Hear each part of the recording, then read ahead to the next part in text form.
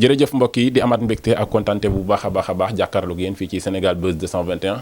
mbokk yi ni ñu koy defee ak yéen saa su ne di dalal ay ndaanaan waaye tey nag ma toog ak ndaanaan loo xamante ne ni ma koy waxee dootuñu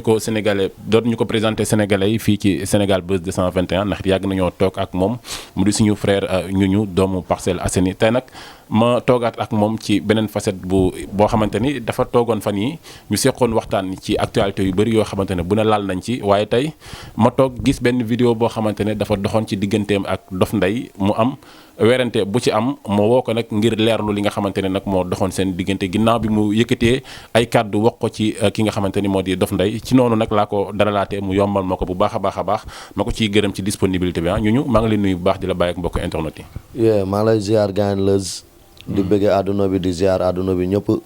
di ñaan yàlla jàmm si àdduna bi waaw di ziar maam borom daaru di ko ñaanal mu yàgg fi lool te ànd ak wér waaw di nuyu ñëpp di sant ñëpp di surtout parcelle waaw 1 ba 26 maa ngi bëggee ñëpp di ndamoo ñëpp di tiitaroo ñëpp di leen ñaanal dundu gu doy te barke. macha allah muy kàddu nuyoo yu am solo waaye comme ni ma ko waxee rek fan yii passé seqoon nañu man ak yow waxtaan ci actualité yu bëri ba laal ci ki nga xamante ni moo di kaawu Dof Ndeye sànq ma gis benn vidéo boo xamante ne ci internet bi mu dox sa diggante ak moom am ay kàddu yu fa jëf xam naa après dinaa ko may internet yi ñu ko jotuloon a gis ko waaye li waraloon wax yooyu rek la ñu bëggoon nga ñëwaat si ak ñun tuuti ñu. waaw Dof Ndeye dañ defoon benn vidéo man ak yow. bañ defee vidéo bi nga laaj ma si moom ma wax si moom loo xamante ni mooy sama xalaat quoi man sama xalaat bu gàtt. ba ma ciy wax nag jëlumoon intention pour wax si Djily lu ñaaw te yaakaar naa waxuma si moom sax lu ñaaw. saagaw ma ko xasuma ko. ba ma defee vidéo bi nag vidéo bi am na ñu si kontaan xam naa moom da see mer. ba mu si vidéo bi weesoo mu xëy suba woo ma. sam benn gaayan sax moo fa dem sam benn grand. moo fa dem mi ngi may dégg moo ñu naan ko Mambay. ba mu demee di waxtaan ak kooku ba ne ko xam nga ñu kooku ne ko waaw yorul woon sama numéro nag kooku moo ma woo. may waxtaan ak kooku mu ne ma xam paas la sa gaayan ma ne ko kan mu ne ma Djily ma ne ko acca mu paas ma ko. ñu waxtaan mu ne ma gaayan gis naa vidéo bi affaire yooyu coow loolu du coow politique maa ngi ñooñu dañoo yàgg suñu coow booy bi moo tooñ di expliquer su ma expliquer lépp duñ fi jóge. ma ne ko woy dëgg la noonu la demee mu ne ma waa noonu la demee mu ne ma sax gaayan man la su mbaay fan yi xam naa dinaa la woo booy bi toog ñu def benn vidéo booy bi jéggalu ma sa kanam ma ne ko mu ne ma waa ma ne ko waa ok maa ngi moom loolu lañ déggante ba tey mu woo ma ci loolu ngeen déggante kàddu yi nga xamante ne yëkkati woon nga ko wax ko sénégalais ci cas bi nga xamante ne aussi jote woon na ko ak raqam boobu noonu mais ci leneen li nga xamante ne sénégalais rafetlu woo li nga xamante ne moo di doxalam ci société bi nga joxe ci sa xalaat ngeen déggante ci loolu après vidéo bi naka la demee ba nga jug yow yaa dem wala daf la woo nga wuyu ji ko ba ngeen tase parce que gis nañ ñu bëri dem na ci ay secteur woo ñi menacé leen ak leneen sa diggante ak moom wax nga ni sa gaayen la lan moo waral seen toog tey yéen ñaar. waaw moom sama gaayan la woon gaayan bi dakk na tey sama gaayan la woon boobu ñu ngi déggante maa ngi moom ay 3 jours nii si ginnaaw chaque jour lañ doon déggante. numéro ma ngi nii. ba tey ma yeewu mu woo ma dama gaayan naka mu ma ne ko naaj ñu nuyoonte mu ne ma walla booy bi da tey joobiwul mi ngi fi. bu nekkee am nga temps dama bëgg nga ñëw pour ñu def vidéo boobu ma la doon wax. ba ma waxee loolu man tamit sama xalaat ma xamante ni Djily comme man si jàmm laa doon wax si moom si jàmm la may woo nii quoi pour geste bu nice tamit pour man ma ñëw toog assister ndax xasuma ko ŋàññu ma ko noonu mu ne ma andil engin ma ne ko waaw booy bi ma waroon jël si andiwul engin bi mu yónnee ma engin benn booy moom Dof Ndeye waaw moom Djily mu ne ma am na booy bu lay jëli ma ne ko waa ok booy bi ne ma fan laay ñëw ma ne ko ñëwal jumaa sëñ Cheikh booy bi ñëw jumaa sëñ Cheikh woo ma génn ba ma génnee ñu ànd man ak booy bi ñu dem ma fekk leen ñu toog ñoom ñëpp biir xaar yàlla seen buntu kër ba ma ñëwee fekk naa fa ay plus de 10 personnes ba ma ñëwee nuyu leen kenn ku si nekk ba ma leen nuyoo toog léegi ba ma toogee maa ngi moom ñi ngi waxtaan ñoo denn nii si vidéo bi naa leen woon vidéo bi ñoo denn nii ñuy waxtaan di waxtaan am na benn rakam bu ñu naan Ibou la Fou boobu Ibou la Fou mi ngi taxaw ne di waxtaan ak benn jigéen maa Djily ñuy waxtaan ay plus de 10 minutes gaa yaa ngi toog mais Ibou la Fou dafa jékki saa rek ñëw na ma yow mais yow ñu yow gars yi affaire u défiant yi nga def mooy lan affaire yooyu ma ne ko waaye gars yan affaire u défiant mu ne ma yéen xam ngeen ni Jili si net bi ngeen koy saaga affaire yooyu noonu ma ne ko mais kan moo saaga Jili si net bi. parce que saagawu ma ko su ma ko saagawoon dama ko naan maa ko saagawaat foofu. parce que su ma nekkoon ragal. wala ma sóoraale Jili wala moom ma sóoraale ko duñ ma woo may jóge parcelle man kase ànduma ak nit yoruma puso ñëw ba seen biir toog. nooñu ñu discuter man ak moom ba ñu discuter yeneen gars yi nekk si wet bi tamit jóg taxaw. discussion bi lan la woon. discussion bi mooy da nga saaga Jili si internet bi. te man saagawuma Jili si internet bi. ñu discuter man leen saagawuma la gars man du ma la saaga. di ko wax booy xool vidéo yi wax naa ko si. ñu firi paaka. xam naa ni paaka yi nag. vidéo yooyu duñ ko dugal ñoom. ñu firi ay paaka ba tey fi ma toog maa ngi toog man jàkkaarloog nday mbili bi Jili di wax ak moom. naa ko gaayen mu ne ma ne ko man du ma la saaga su ma la saaga woon tamit su ma taxawee fii dama koy wax. parce que man du ma ragal. man Jili dama dëkk ak ñu ko gën a dof biir parcelle. ñu ko gën a yéeme man à l'âge de 4 ans laa commencé gis affaire u banditisme ba nii ma toll nii biir parcelle fii ma dëkk. daf ma woo nag si affaire boo xamante ne affaire u banditisme la ma woo. ba pare njëkkee ko ci affaire u tapet. ndax bu doon jàmbaar bu muy wootee mi ngi si moom daf may fekk si ba parcelle bi ma dëkk wala mu def comme ni mu def kooku noonu Pikine dem ba station Pikine woo ko ak keneen kooku nu mu ko def fii Sonko dëkk du ma def loolu moom. Jili du ma def loolu du ma woo wala mu ne day dugg si fii biir parcelle. mais ndax yow bi mu lay woo comme que nit ki nga xamante ne aussi Sénégal yëpp gis nañ ki mu dëkkal wala deretam la jël arme jam ko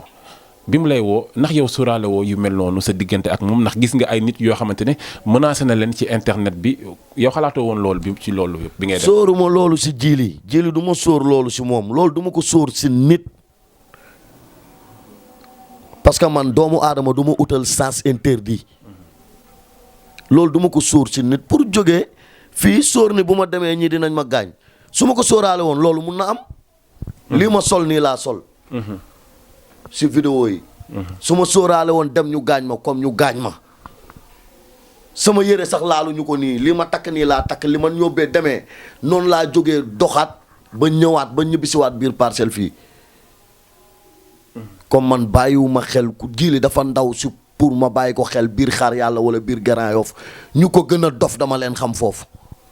samay waay la ñu sekk jàmm mais man ak ñoom jàmm la ñuy sekk ba ilaa abat mais moom Jili li mu simb na ko fecc li mu simb dina ko fecc moom xam na loolu man dañu ñu bu doon maa ko woo ba mu ñëw fii parcelle mu def ma lu ma métti ba mu jaral ma woo ko mu ñëw fii parcelle non ko moment bii nii kenn du xàmmee Jili du demee noonu. mais bi nga ko waxee bi frère am boobu génnewee arme kan moo dox seen diggante parce que arme fu mu am moom xëy na bu nit doxul seen diggante leneen mën naa xew lan moo waral tey xëy na kooku génnee arme jamalo ko kan moo dox seen diggante dafa am ñu fa nekkoon àtte wala lan la. arme du yoot loxoy yoot arme du yoot loxo moo yoot amaana loxo bi ko yor moo yoot. parce que yow man bu ma génnee arme nga dox suñu diggante man ak yow ma bëgg def dara ki nekk sama ginnaaw arme laa yor dama koy def dara par force. arme nag du yoot loxo mooy yoot. mais xëy na aussi comme ni ma ko waxee rek xëy na dañu fiy ñëw juste rek pour leeral mais ginnaaw bi ñu njëkkee toog ak yow ngay yëkkati sa kàddu ci ki nga xamante ne moo di Dof Ndeye kàddu dalal xelam wala kàddu delloo si waat ko la Sénégal la ñu bëggoon si sa jotaay bi nga xamante ne amoon nañ ko ak yow mais bu naree dem ba jur yeneen fitna ndax est-ce que jotul tamit ngeen waxtaanaat defaat lépp si jàmm ndax yow du ñu far fenn ñun mais gis nañ sa communication ci jàmm nga ko woo gis nañ ñeneen ñoo xamante ne def nañ ay vidéo saaga ko menacé ko mais yow da nga def ak moom ci xel mu lan mooy problème bi ba mu woo la dafa am lu amoon seen diggante avant wala lan la. maa ngi moom jàmm lañ mës a sekk ànd nañ fu ne dund nañ lu ne Jili parcelle fii def na fi ay yéesi sama partenaire Modou Lam maa leen tàkkale mu jóge sama gaale Inter 17 ñu wàcc génn taj ñoom ñaar règlement de compte la fu ñu daje dañuy xeex Modou Lam poñe ko nii maa dindi loxo Modou Lam ne ko gaayen baal jàmbur. Jones mi ngi may dégg inte 15 fii boole naa leen moom jiili affaire business ñu coow Jones ne dee day dal ci kaw maa ne Jones bàyyil jàmbur. comme kooku jàmm laa mu sa sëkk ak moom te su ma koy woo dama koy woo si jàmm moom moo woo naar bi si guuxum soow. moom moo woo naar bi si guuxum soow. te maa ngi moom day daw rek amul arrêt de. day daw rek. moom bi yoboo mu xam ko amul arrêt. day daw rek. Sénégalais vidéo bi tamit xëy na bi mu fiwtee jaaxal na sénégalais yu bëri parce que ñu bëri jàppoon nañ ni yoon teg na ko loxo loolu aussi lan nga ciy wax parce que bi mu commencé def sortie sénégalais yu bëri dañu ne yoon deful liggéeyam tey mu toog ak yow lu mel ni amaat répété waat lan ngay wax ci yoon. non xam nga wàllum yoon moom sax mënu ma si sori wàllu yoon mënu ma si sori ndax ñoom ñoo ma gën a xam luy yoon. ñoom ñu état teg si dëkk bi. mais maanaam sama diggante man ak moom. même bu si yoon waxul sax man dama koy lijjanti ak moom sama diggante man ak moom. dama koy lijjanti ak moom. mais est-ce que loolu tamit du jur leneen. mu jur lan. est-ce que loolu du jur leneen fajal sa bopp. non affaire de góor lay doon rek du doon affaire de bandi de parce que ñun affaire de bandi dañ ko jël teg ko fële comme li ma la waxoon. bandi Baay Faal mooy baayam ñun ay baayu bandi lañ ñun ay Baay Faal lañ. mais affaire de góor maa ngi moom day daw du am arrêt affaire de góor faw mu daw xaaral ma la vidéo bi.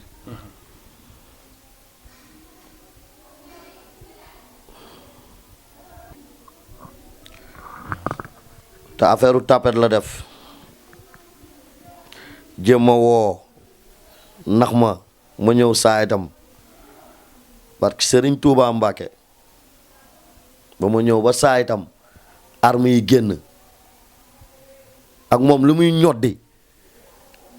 arme yi génn maa ngi nii laa ñëwaatee te bu dara xewoon nag bu dara xewoon foofu comme ñoom moment bii nii waxatuñ leen ndax li njaadu dal ku sadit bu dara xewoon retour acrobat day am. mais est-ce que dina ko jar ñu bu ñu demee ba mbiru politique politiciens yi ñoom seen bopp tey xëy na dem ba dugal leen seen biir mu nar a doon guerre boo xamante ne yéen ak yéen la est-ce que loolu tamit dina ko jar. non xam nga diggante bii nii man ak moom du affaire de politique parce que man dama doon wax si moom rek si problème am du affaire de politique man ak moom amaana moom mooy politique. kenn mësul dégg ñu ministre bi wala doom président may na ko temps comme moom moo nekk ci ay affaire politique moom maanaam level yi muy daw. ñun dañ ko dépassé. maa ngi moom nag affaire da Baye Fall lañ doon dundu mu joxoon ma cër torop ma joxoon ko cër parce que fu ne fanaan nañ fa man ak moom dund nañ lu ne. attu bi moo ñaaw man jëlewu ma fa lu ñaaw jëlewu ma fa defet attu bi moo ñaaw vidéo bee ngi nii.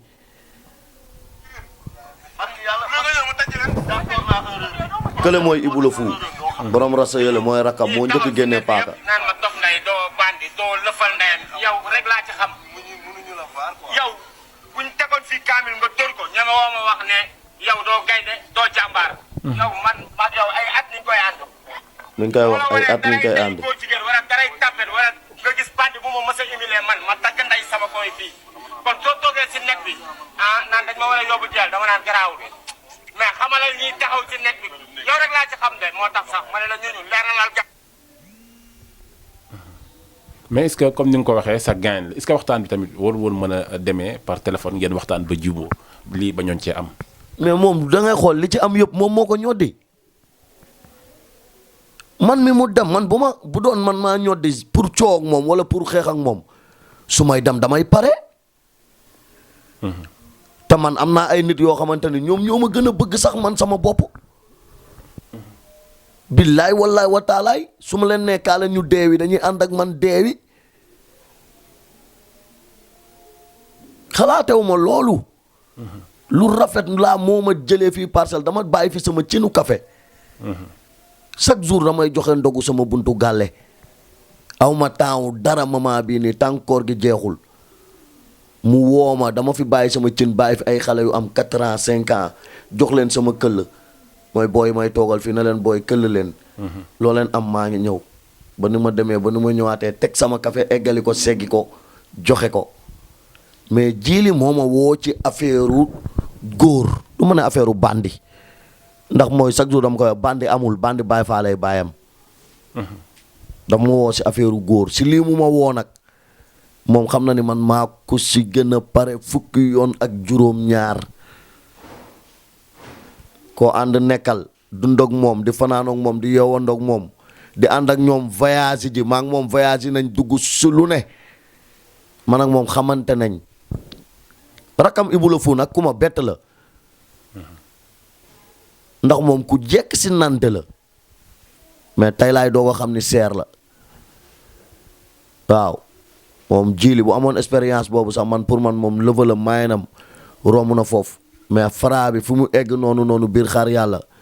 li ma gën a métti yëpp moom la ndax moom moo ko agrafé moom lañ xaar pili da ay 10 minutes ba mu ñëwee moo ci njëkk a firi arme kan ci Ibou la fu mooy borom rasta yi nekk si vidéo bi vidéo yi ñoom ñoo ko sànni TikTok. te leer na ma vidéo yi des na yeneen vidéo nañ ko dugal nañ dugal vidéo yëpp dugal nag vidéo yi ñu yoree seen paaka yi. ñoom wokkuñu ma fenn xuriwuñu ma fenn maa ngi nii sama yére dara bënnul maa ngi nii. waaw. te man bu ma amoon lu ma métti si jiili ba ma woo ko ba mu ñëw sama saayit même bu ma ko deful dara buy dem day daw. mais ndax jàmm aussi bën na amaat seen diggante parce que bu ñu déggee say kàddu mel na ne yow lii pare woo ci parce que tamit moment yi Sénégal comme ni nga koy conseillé à chaque fois banditisme wala jaay yenn affaire yi dañ ko war a dindi teg ko ci suuf est-ce que bu ngeen jógee ci yoon bi du ngeen duggaat ci yoon boobu. non ñun nekkuñ ci yoonu bandi moom lii la bëgg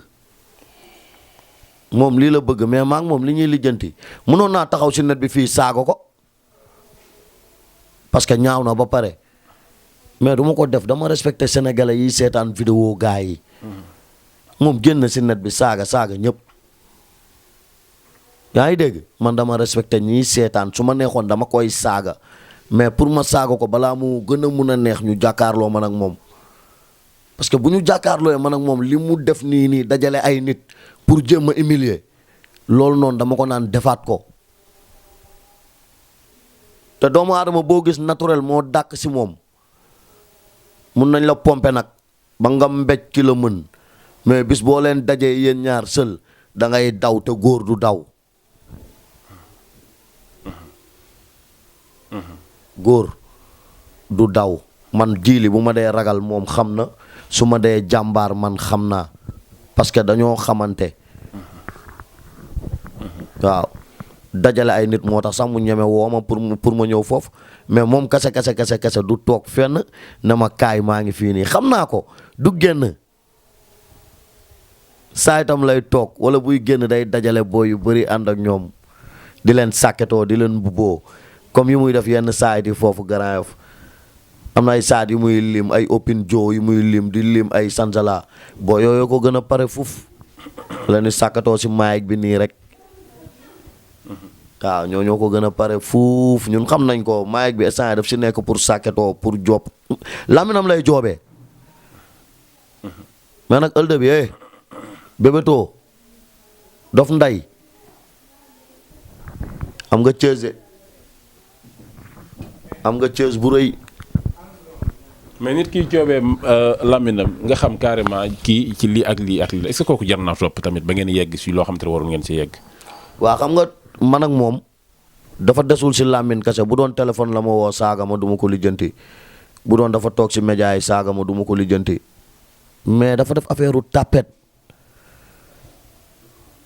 gaayen daf ma woo si jàmm woo ma si jàmm te jàmm si la lépp xaj ma koy fekk si jàmm ndekete safaan la bëgg su amuloon lu muy sóoraale si parcelle bi gaayen comme waxatuñ ko man xam naa ko moom buñ doonee gang nii dañuy profité kenn ku si nekk pour wane sa bopp waaw. macha allah yaakaar naa ne kàddu yooyu leer na bu baax a baax ci li nga xamante ne aussi bëggoon nañ ci am leeral ci ki nga xamante ne moo di ñuñu ak Dof Ndeye nag mu nekk loo xamante ne nag xëy na ñu ngi ñaan rek yàlla na ci jàmm am bu baax a baax ñuñu ma bàyyi rek nga joxe dernière kàddu mon frère. waaw comme noonu rek chaque jour di bëggewaat àdduna bi di ñaan yàlla àdduna bi jàmm yàgg fi sax fi. di bëggee tamit maam borom daaru bu wér a wér di ziar parcelle bi yëpp 1 ba 26 taaw ba caat maa ngi ziar ñëpp bàyyiwuma kenn di bëggee gaayab di bëggee 100% PA bi groupe WhatsApp yi gars yi bokk fii parcelle waa PA yi maa ngi bëggee ñëpp di leen wax gaayen ziar nañ leen bëggee nañ leen di leen wax na xola Thiès bi maag jili mun naa ko lijjanti man ak moom jàpp leen si rek ñu def ko affaire Baye Fall maak moom xam nga yéen a ma gën a xam. bëgg naa leen one love. jaajëf mon frère.